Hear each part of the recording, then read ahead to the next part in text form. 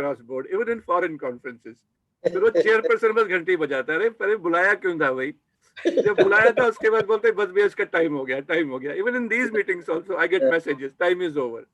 क्या time है? We have all the time. Mansi, today's my talk you don't record. Mansi, are you there? Yes, sir. Okay, all right. So please keep it slideshow. Please keep it slideshow, Dr. Panghadia's talk. So, Mansi, can we start? Yes, sir. Yeah, we are 69 means 70. We are already. Huh? So good morning, dear friends. Welcome to this Sunday morning. Today we are having a very special session, and because today two stalwarts of neurology are going to talk to us. When we were planning this program, the main focus of the program was OPD neurology, means whatever problems come in OPD. So one of the issues which everybody faces is that how to avoid errors in a busy neurology OPD. You must have experienced yourself that many times we miss something, sometimes by oversight, sometimes by carelessness, and sometimes because of no fault of ours. And how to avoid errors. And the one which I thought instantaneously was Dr. Ashok Pangadia. Because I think he holds a world record in seeing the number of patients. If I remember right, I think once he told me he has seen some I think it is 30 or 40 lakh patients. That's something very high numbers. And he told me that he even has the receipts of those patients. In fact, he used to charge those as very less fees, 50 rupees or something. And he says he has a receipt of each and every patient. That is a world record, sir. If you have not given it to Guinness Book, you should give it. So immediately I requested him. Initially, he was very reluctant, but I requested him and he loves all of us. So he agreed to give this talk. And Dr. Ashok Pangadia, actually everybody knows, he's from my alma mater, PGI Chandigarh. He was one of the most respected seniors from PGI Chandigarh. Then his whole academic career he spent in Medical College, SMS Medical College, Jaipur, where he rose to the level of principal. After that, he had very important positions in the government of Rajasthan in the education activities. He had a rank of some cabinet secretary of that. I know that, and he also became president of the Indian Academy of Neurology. Other than being a very eminent neurologist, academician, he also has other interests like in astrology, in stock market. In fact, only yesterday night in another webinar, Dr. Vivek Lal was conducting a webinar and we talked about you, sir. And he said Dr. Ashok Pangadia is the Leonardo da Vinci of Indian neurology. Because Leonardo da Vinci had 10 or 12 passions, which included anatomy and neurosciences and music and painting. So you are our Leonardo da Vinci. So over to you, Dr. Ashok Pangadia, for your lecture on avoiding errors in busy neurology OPD. Well, thanks, Dr. Subhash. As a friend, you have done a wonderful duty by actually introducing me so well. Khadilkar, Sudhir Kothari, and rest of the people around. In fact, I'm delighted and honored to be invited by the fine forum. Subhash called when he asked me, I just went into nostalgia when he talked about avoiding errors in busy neurology OPD. 45 years back, I was given a case of neurology in my MD finals, and I was given 60 minutes. It was almost a very scary day. I thought how I would finish in 60 minutes, making the diagnosis, both the site of the lesion and the etiology, and present it to the examiner. Since that time, when I did my DM in neurology and joined PGI in 1980, then we used to have discussions in the evening for postgraduates. So we would actually allocate about 30 minutes to them and then discuss out cases. But as the time passed, I was one of the few neurologists in North India. So I had to see large number of patients, which actually went on to almost 300, 400 in an OPD and a similar number in my private practice. So I think I might have now seen about 5 million patients, which may look a little exaggeration, but those people who have worked with me would vouch for what I say. So this gave me a chance that how to make myself a little more adept to the circumstances. And who helped me in learning when I made mistakes were my wonderful postgraduates. And I would say that some of them are big professors in the country across. So I would name some of them: Bhavana Sharma at the SMS Medical College, Rishikesh at Calcutta, Vivek Matthew at Vellore, then one guy at Bangalore, this Parul Dubey at Goa, Madhuparna Paul in Jaipur, Arun Garg at Medanta, and there are a lot many. There's Meenakshi Sundaram from Madurai. Actually, all these people, during my time when I was teaching them, actually they used to correct me if I made a wrong diagnosis. And you always remember failures. Why do you remember failures? Because the brain has a peculiar tendency that the bad things, they stick like Velcro, and good things, actually you forget like chiffon. So that was a boon or blessing in disguise to me. And I learned faster by committing mistakes. May I, what I'm going to tell you now is probably you know everyone, but I think I would just stimulate your occult wisdom and give you actually a sequencing or a pattern by which probably we could make a quicker, and of course you can't be error free all the time, because to err is always human, but whatever little mistakes or whatever mistakes you can reduce in number, that would have served the purpose of my lecture. The next, can you shift the slide please? Can you change the slide? Yes, sir. I'm changing. It got stuck.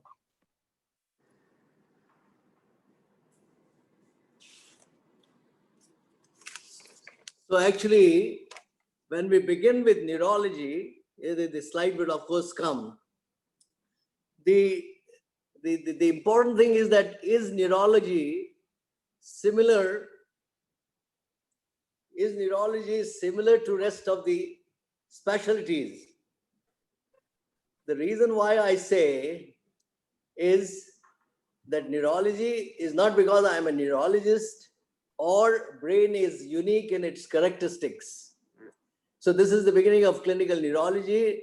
We are dealing with neurology with other specialties when we talk in terms of clinical medicine. So neurology, not because the brain is unique and it takes away the 50% of the gene pool of the total organ supply and has 25% of the oxygen or blood supply and has almost 100 to 300 billion cells, or the number of stars in the Milky Way. But the reason is neurology is an exacting science, or is an exact science where there is more objective than subjective. The fact is that when the patient comes to you, he gives you in the history a good diagnosis and he presents himself to be examined. So his body language, his decubitus, his attitude, the way he expresses himself, the way he walks, actually gives you sufficient idea to make a good diagnosis. Provided, of course, you have the capability to listen, analyze, and discuss out or interpret his objective findings when you see him first. So in my OPD, once the guy enters into my room, I start seeing him and then I ask him the cardinal symptom. So actually the dictum is that what the mind does not know, the eyes do not see. This is a very old dictum, and that is absolutely perfect in neurology. You will never see a thing unless you know about it. So the subject knowledge is very important. I would actually just give you an interesting example of that. When the guy who actually discovered stethoscope and he was being felicitated, so people from the audience asked him that what is the most important part of his tool which he has made for cardiologists or the chest specialist. He was quite humble and he said that the part which lies between the two earpieces, meaning thereby the part lies is the brain. So if you know the things, actually you would be able to diagnose. The next thing is that there are three things in human life which make or break the human being: intelligence, hard work, and attitude. Intelligence is good for a mathematician, hard work is good for a businessman, but you need a great attitude for diagnosis in neurology. And actually, it is interesting that if you actually take one alphabet each and give A as 1 and B as 2 and C as 3, the total numbers, intelligence makes 98, hard work makes 99, and attitude makes 100. So it is interesting that we should be working at 100 level with an attitude of diagnosis. We should not have distractions of just writing the MRI scan or the CT scans, but you should look for that what best you can do for your patient. And that actually helps us that if you make an early diagnosis, you save the patient from complications and you give him a good prognosis and you treat him specifically. What tips and caution you can avoid? You need to have a good grasp of neurology, which includes anatomy, physiology, and pathology, knowing the fundamental facts of clinical significance. Chronology in the history and the value of cardinal symptom is so well known to us. To assess the extent of the disease, whether it is a small disease, it's a localized one, like you find a wrist drop or a foot drop or a shoulder droop, you know that it is either a radial nerve or the common peroneal or the L5 root, or it is a brachial plexus C5-6 when the deltoid is drooping. There could be other things, but largely you make, if you know the extent of the disease. If it is larger, you know that you are dealing with something which could be higher up in the brain, which we call as upper motor neuron. We should never try for striving to make fascinating and rare diagnoses, but also we should not ignore atypical findings. The dictum, which is so often taught to us, know the rare features of common disease and the common manifestations of rare disease. This is, of course, of great help in actually making an early diagnosis, knowing the early features of chronic disease. Like in Parkinson's disease, if you have this history of sleep abnormalities, autonomic disturbance, depression, then of course you can find out that he could be heading for Parkinson's. Or similarly in dementia, you might have the MCI kind of a thing and you can actually diagnose. Then there is a cognitive bias. Actually, I remember a few days back, Dr. Sudhir Kothari did a CPC and he actually did a wonderful job, but he was tempted to make a diagnosis of amoebic encephalitis just because he was from, the case was from PGI. So this geographical distribution should not actually distract your attention. Many times we feel that certain diseases are common in certain geographies, and we of course can make simple mistakes by just prejudging them or just because of that cognitive bias. And finally, of course, I must tell the youngsters is treat the patient and not the investigations. Especially the neurosurgeons, they just look at the investigations. This is American medicine where you are treating. There is a clinical radiological dissociation, clinical laboratory dissociation in almost 30% or more than that. And you may miss, if you have missed the findings in the patient, because there are a lot of changes in the X-rays or the MRI or the scans, which of course could be unrelated to his primary problem. Can we move forward? Next, please. Can you move the slide? Yes, sir. I'm moving, but I think Yeah. it's getting frozen. Then we move to principles applied to diseases of the nervous system. There are certain principles which are important Dr. as, Ashok, as clinical Yeah, it's neurologists. getting hanged. I'm moving. Yeah.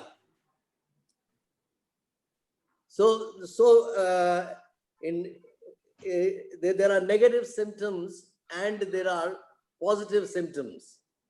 The negative symptoms are, this is due to loss of higher center function, and the positive symptoms are due to activation of the lower centers. The other important things in neurology are in diseases that where the function first appear in development are the last to be destroyed. So you know that when when the speech is there, the gesture is last to go, apart from the fact that gesture also has a right side representation. The more rapid the destruction, the greater the dissolution. So the rapidly you have the transient ischemic attacks, you have the transient visual obscurations, you have the type 1 and type 2 kind of visual loss. The chronic lesions at first irritate and later paralyze. Nerve cells once destroyed, of course, well known, but we are coming to neuroplasticity because the adjacent cell, they take over the function. Then what is more important in deciding on the etiology is the onset and progression could facilitate to determine. If it is acute, we know that it could be a vascular illness, it could be an infectious disease, it could be trauma, it could be metabolic, or sometimes, of course, rarely you see tumors presenting acutely, both as seizures or focal neurological deficit, but less commonly. The chronic ones, of course, would be more degenerative, metabolic diseases, and relapsing, of course, the kind of demyelination or multiple sclerosis. The UMN and the LMN phenomena, of course, the backbone of neurology. In a CNS disorder, the cognitive, psychological, and behavior. So if it's a cortical or a subcortical lesion, actually three things would be important. Is what is the tempo of the underlying disorder, which we said is acute or chronic. In cortical disease, acute will always produce some kind of confusion, delirium, or lack of attention, while chronic would produce a picture of dementia. Then brain regions which are affected, obviously, the site of the lesion is important, but when the cortical or high mental functions are affected, you get more often mania on the right side and disinhibited behavior on the orbitofrontal side. Then the neurotransmitter which are affected, you find that acetylcholine in dementia or Alzheimer's disease, and you have Parkinson's dopamine. So this, can we move forward? So just to remind the audience, the same standard, what we have been reading since the time of Hutchinson Hunter, the upper motor neuron and lower motor neuron, because we need to determine the site of lesion, and our 50% problem is over. Once we decide that this is upper motor neuron, then we know that it could be either in the motor cortex or down below in the brainstem, the medulla or the cord. If it's a lower motor neuron lesion, then the anterior horn, the posterior horn, the root, the peripheral nerve, the plexus, and the muscle. We obviously have the characteristic features in the form of hypertonia, spasticity more often with the pyramidal kind.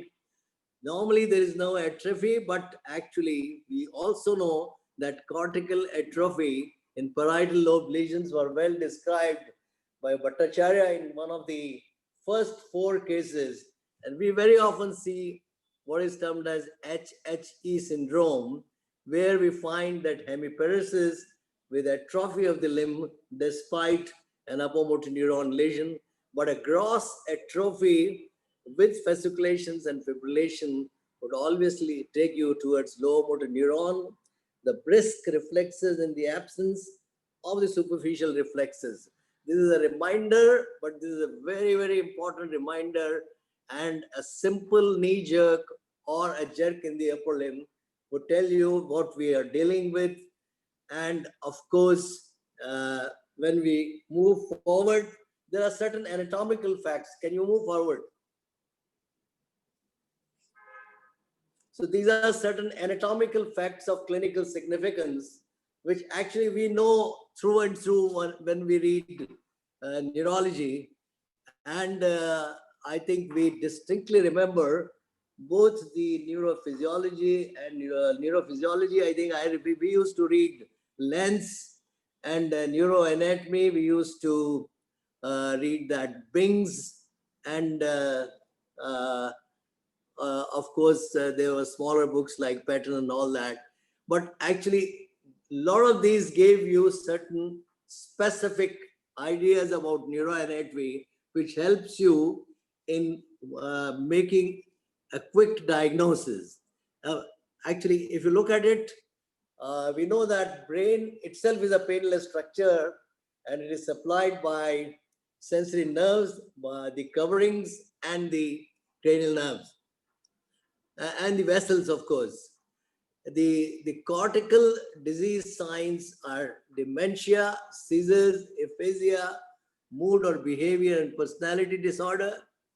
The corneal reflex, you know that it is the spinothalamic tract which descends down up to C2, 3. We also talk of the high cord lesion.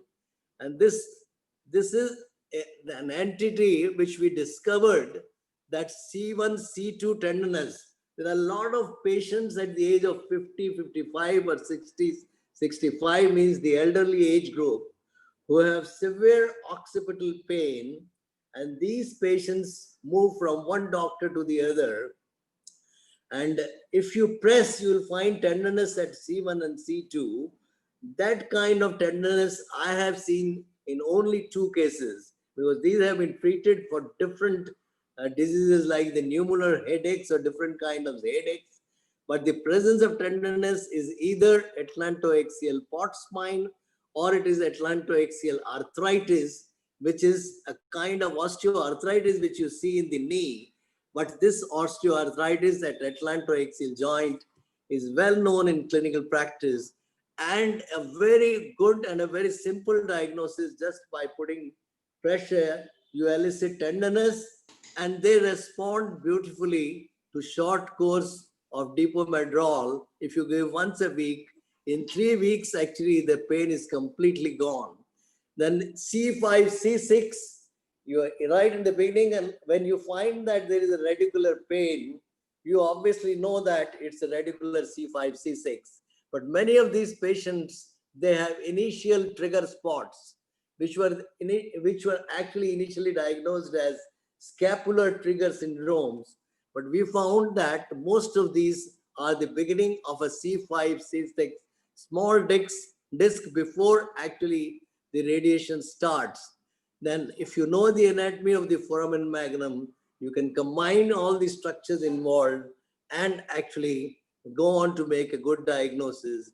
We are aware of the fact that high cord can produce wasting distally at C8T1 and still could be hyperreflexia.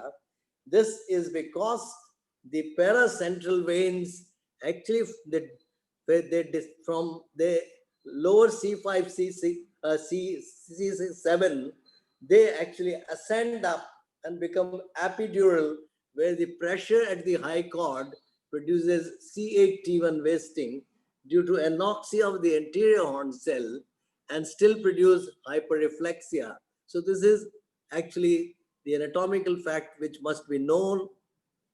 Then you have certain cases where you find wasting in the upper limb and hyperreflexia in the lower limb, and you would always feel that either it is a radiculomyelopathy or arachnoiditis, or it is a kind of ALS where you find lower motor neuron and upper motor neuron both. and of course intramedullary lesions or serines. Then C5 lesion again, apart from that radicular, you can always diagnose by an inversion of supination reflex. L4-5S1 have typical distribution. Dissociated anesthesia, of course, a feature of syringes and all that. Then you need to understand about the intradural and extradural. You have those cases of paraparesis where you are suspecting compression. This could be either extradural, extramedullary, or it is intradural, extramedullary. We already know some of the anatomical facts that all intradural will be asymmetric. It will be unilateral radicular pain.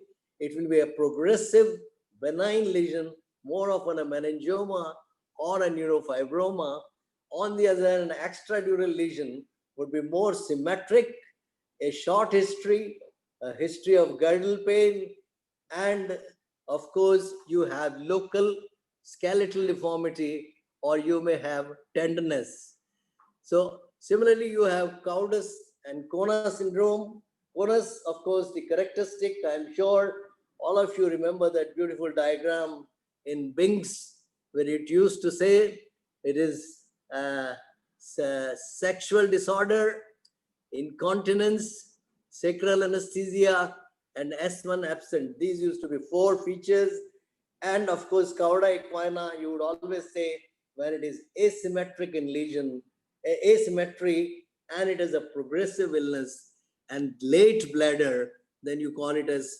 So actually there are a lot of things. Similarly, the Glauben's talking, the distal more than the proximal peripheral neuropathy. In brachial plexus, the interesting component is that if you have an acute onset pain followed by wasting, you would always make a diagnosis of brachial neuritis. But never forget that if the pain persists along with the wasting, which is progressive, always think in terms of a brachial plexus infiltration. And many times you might have found that the Pancoast tumor can produce a CA-T1 wasting. So these are the basic things which need to be remembered. Meningia paresthetica is L234, but actually many times L4-5 disc initially gives a presentation of lateral pain in the thigh and can be mistaken as meningia. And of course, you have brainstem features which are crossed in nature. So with typical of eye or ocular movements, or the facial nerve on one side and crossed hemiparesis on the other side, which is characteristic of a brainstem. So it's easy if you know a lot of things and the anatomical signs of clinical significance. And similarly, you know about the different movements. The valismus is a proximal movement more often. The chorea is a distal movement, and ethetoid is a writhing movement, while dystonia is abnormal posturing. Then if you find a case where there's a profound sensory ataxia, because of course you don't see these days the Davis dorsalis, but if you see this is rarely seen in variant of GBS, and this is sensory gangliopathy. Next, please. So these are some of the more signs that preserved DDB makes you to diagnose a spinomuscular versus a limb girdle of muscle type. And actually these things we have discussed out. So actually these are the other things, the rebound nystagmus, the downbeat nystagmus. Then you have a pronator drift, because you know that there are minimal pyramidal signs, and especially the digital quincase. If you have just a tilt of the little finger, you can make early diagnosis of a pyramidal disease. So pendular knee jerk, you make diagnosis of a cerebellar disease. And I think some of these we have already discussed out. Next, please. Actually, what is the most important thing which we say is that the patient gives, as William Osler rightly pointed out, listen to your patient, he's telling you the diagnosis. So it is worth remembering ourselves the importance of history taking, especially in the era of electronic medical record, the time-pressed visits and over-reliance on imaging and laboratory, because the cardinal associated, the personal, the drug history, the family history, all these things can actually give you diagnosis in a short while. Next, please. The physical examination is as soon as the guy enters, you need to look into his expression, the attitude, the cubitus, faces, gait, nutrition, skin. Actually, you just have the overview of the patient and you know that whether it's an organic disease or it is a functional disease. If it is an organic disease, does it look acute or does it look a chronic kind of depression on his face of an organic illness? Then, of course, by studying the attitude and the decubitus, which I'm going to exemplify in my next slides, I think it's right from the beginning, the part of the history you have already interpreted. You have in mind that you would be able to make a diagnosis after just having a look at the patient and conducting some of the neurological tests, which we said that if you have the anatomical know-how of clinical significance, it's easy for you to make the site of the lesion. And of course, when you know the pattern of onset and the tempo of the disease, you can certainly say that it is acute, subacute, or chronic, or relapsing, and then make the etiological diagnosis according to that, which of course you can confirm with certain tests. Next, please. So here is actually the facies examination. And I'm sure there are 50 cases, 50 neurological illnesses, or more than that maybe, that just having a look at the face, you can make a diagnosis. Bell's palsy is one. Myotonic dystrophy, the typical appearance with baldness. You have the facial hemiatrophy, the Cushingoid is of course, and this is of course the trismus in tetanus. But don't forget to put your hand on abdomen when you see a case like this, because abdominal stiffness is the cardinal sign of tetanus. If you demonstrate that, then it is nothing else.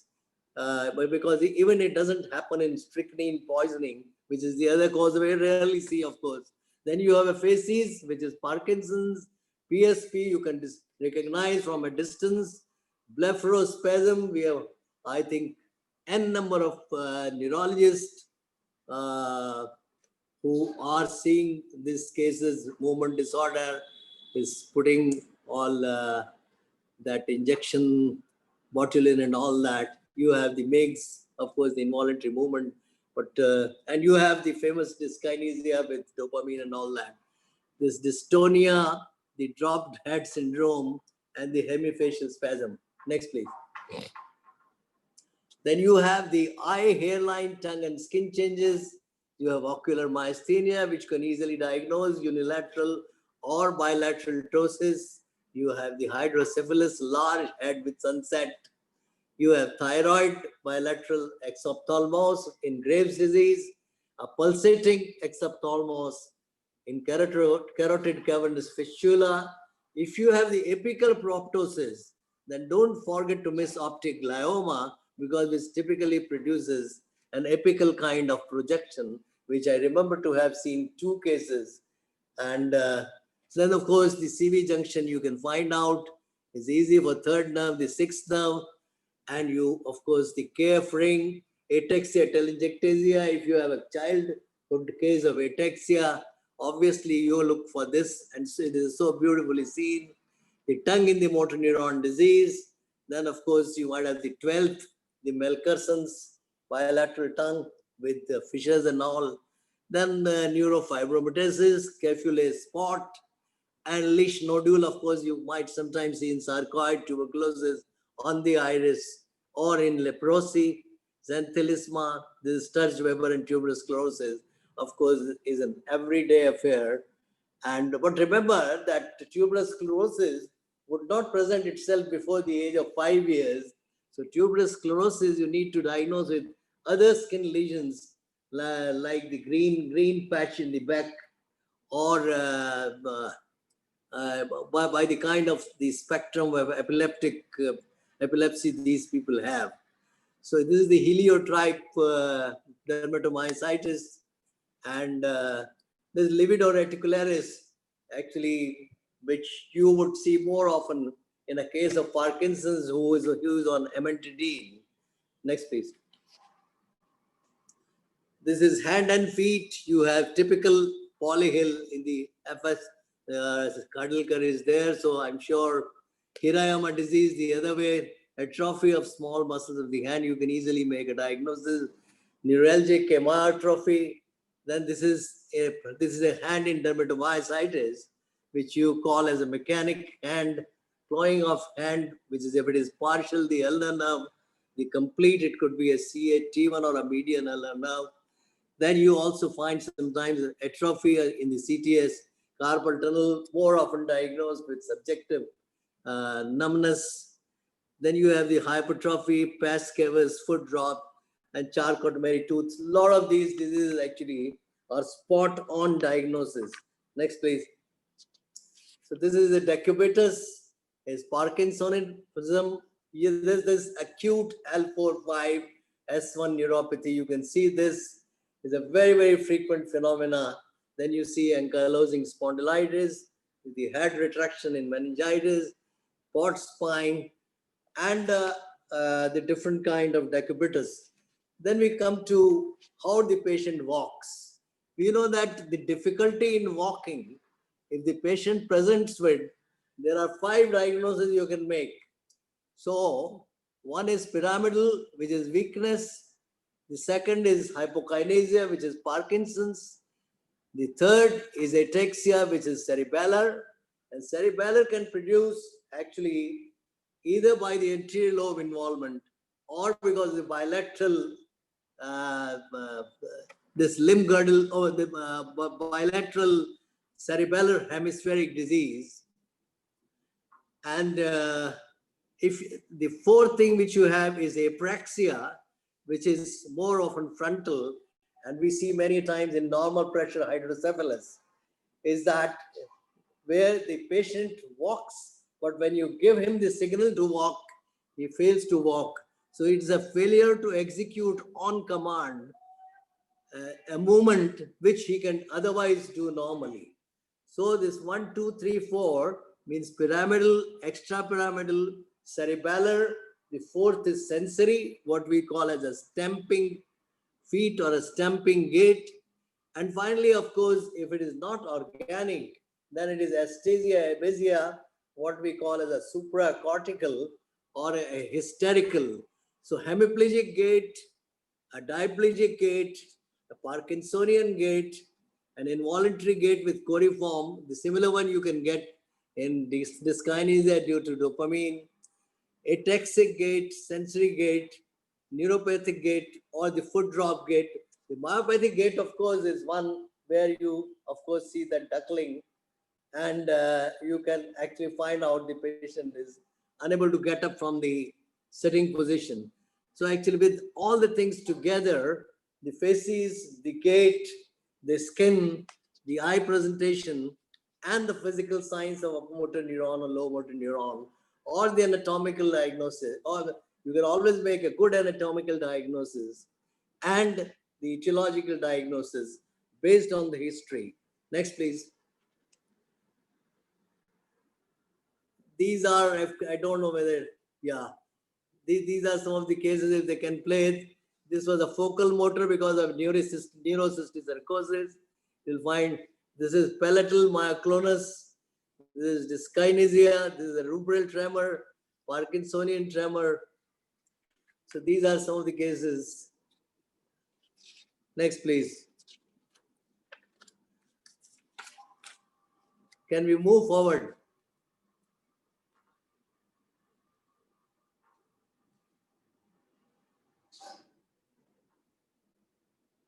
Ashish, can you move forward?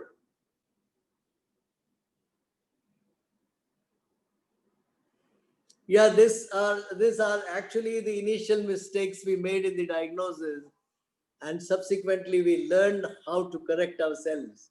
There was an overlap in seizure, pseudoseizure, syncope, Stokes Adams, which of course even now happens. We conducted a study on juvenile myoclonic epilepsy, and we found that 9% of the cases were misdiagnosed in the beginning, even by the best of the neurologists. Then the other things is very often we miss the diagnosis of a drug-induced headache in chronic headache group. Then what we missed, another one was spontaneous intracranial hypotension, is an important diagnosis because the treatment would ultimately depend on diagnosis. Then multiple sclerosis, where symptoms are predominantly non-specific sensory. Subarachnoid, we missed initially the warnings time before the patient landed in coma. Then in initial cases of autoimmune, we thought it was CJD, but later when we read, we found that autoimmune can present like that. Periodic paralysis, one of the, I remember distinctly making a mistake in 1982-83. When I was beginning, it was a young doctor who actually right at midnight, 4 o'clock, had difficulty, and he was recently married. So I thought that this guy is a functional issue. But after 2-3 days, I realized that it was periodic paralysis related to that potassium levels. Then we also missed one of the arteriovenous malformation in the spinal cord, which we diagnosed as arachnoiditis and GBS, but ultimately turned out to be AVM. And it had, of course, history of recurrence of symptoms. Port spine is chronic back pain with tenderness. If you find, don't miss to repeatedly test for tuberculosis. This is my personal experience that invariably they will turn out to be port spine. Then orthostatic tremor we made as functional, but found that in literature later and were able to elucidate that helicopter sign. Then all the mix-up which we make in different kinds of dementias and progressive degenerative diseases, the varieties of frontotemporal dementia, the MSAs, the Parkinson's plus syndromes and all. And what other thing which I never forget is that we made a diagnosis of GBS and later found that it was dumb rabies. And brain, the Journal of Brain had produced a wonderful report, I remember in 82-83 on dumb rabies, and then we found that this was probably that diagnosis. Next one. And these are some of the diagnoses which we made when we were referred to or when we saw certain cases as second opinion. This first case was very interesting. It was a post-delivery case where she was diagnosed with cortical puerperial thrombosis. But two important things which this lady had was pain abdomen, and the other thing was partly she would respond when the glucose was infused. So when we got the porphyria, we actually got it detected. Similarly, NMS, we were able to detect in many cases, and we had our own series, one of the larger series in world literature. Then we also had 3 cases which were diagnosed as motor neuron disease, and we actually put it out as multifocal motor nerve conduction, which of course many of us make. This was another infectious case which was diagnosed as tuberculous meningitis, which is more often a chronic diagnosis in any medical ward.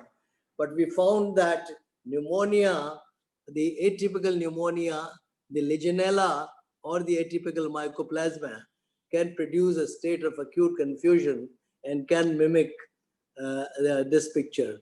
Subarachnoid in a patient who was admitted as a case of coronary artery disease in intensive care unit in the hospital. Then this case came from, I remember, from Bangalore. This lady has postural vertigo and syncopal attacks very frequently, and we were able to make a diagnosis of posterior hypophysitis. The other girl was treated as refractory epilepsy, turned out to be hyperinsulinemia. Then chronic fatigue syndromes are more often treated as hypochondritis. Then we had a large Lyme's case report, which I think we presented in one of, and we have sent for publication. There were 5 different kinds. We also diagnosed some of the neurobrucellosis and neuromyotonia. We collected a series which is perhaps about more than 25 cases, which looked like the anterior horn cell hyperactivity. Then unilateral tongue paralysis was uniquely found in about 10-15 cases. This also we published. Then occupational foot drop. This is very often seen in Punjab and Ganganagar in our area when these actually farmers during the cutting time of their crop, they sit in a position that a lot of these guys have foot drop. So I call it as occupational foot drop. And two cases which I don't forget was one, this was person who presented with seizure and hypersexuality and turned out to be Wilson's disease. And similarly, one of the psychiatric cases with involuntary movement turned out to be acanthocytosis. Then one case we had who presented as alien hand syndrome and had a parietal stroke. Then this, the last one, is the recent case I saw, is the sniffing tick. This guy would sniff like a dog and would develop certain kind of ticks with his proximal shoulders moving here and there. Actually, just out of curiosity, I got the scan done and I found that there was an orbitofrontal tumor sitting there. So these are some of the cases, of course, which we learned, some of them our own mistakes, and some of the cases which we diagnosed and actually clustered together to actually present them. The diseases in the PCOPD, if you see, actually I actually put out my own OPD because normally in my routine OPD I would see something like 150 cases in 7 hours, which of course will have the older, the newer cases. But these are the kinds of presentations which I found. I don't have the exact data, but I put it according to my whatever little memory I had. And I found that most of these diagnoses you can make by a good history, the good analysis of the faces, the way he walks, the way he sits, and the way he behaves, and of course doing a little movement of the eye, just eliciting a knee reflex or the plantar reflex.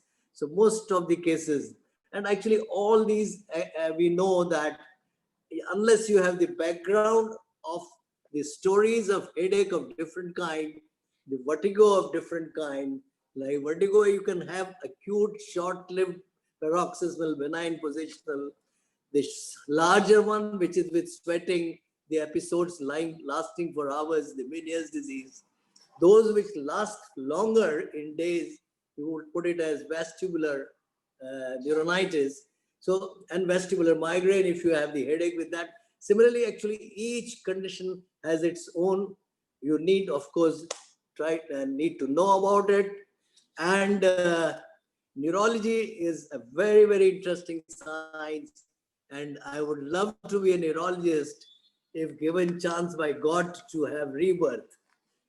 Because this is so fascinating, and the number of patients I've seen, I've enjoyed my relationship with all wonderful people around in the academic area and in the social area. Finally, I conclude that quick diagnosis with minimum error is not a rocket science. We need to use our brain to learn more about the brain constantly for early diagnosis, better therapeutics, and the patient care. I once again thank Subhash Kaul for inviting me to this wonderful group of neurologists. Thank you very much.